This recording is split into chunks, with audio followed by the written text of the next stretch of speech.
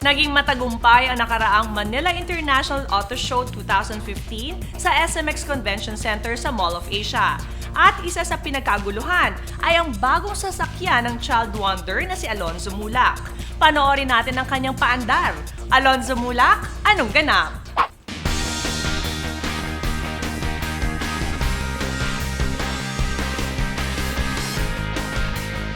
Pabonggahan ng mga luxury cars sa Manila International Auto Show. Pero ang customized traveler van ni Alonzo Mulak ang pinaka-blockbuster sa dami ng mga bumisita.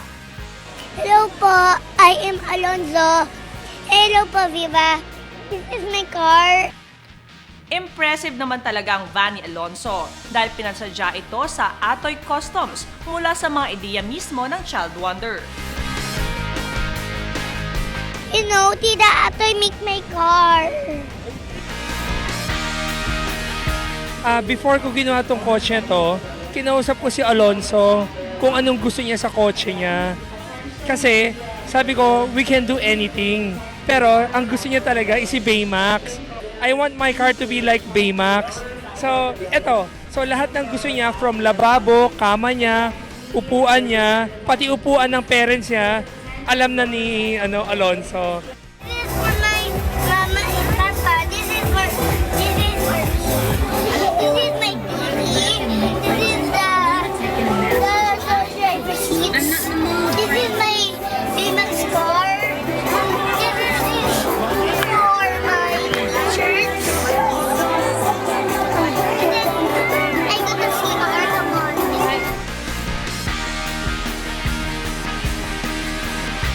Talented talaga itong bunso ng original child wonder of Philippine movies na si Nino Mulak. Alonzo, you know that Papa loves you very much. Papa and Mama loves you very much. We just want the best for you. Thank you, Kuya Atoy, for my car. Love you.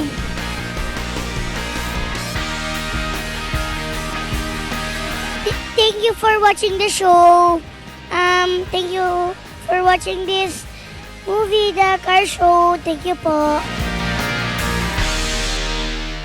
Mapapanood nyo na ang cute na cute si Alonzo Mulak sa Inday Bote, araw-araw sa Primetime Bida ng Kapamilya Network. Go, Alonzo!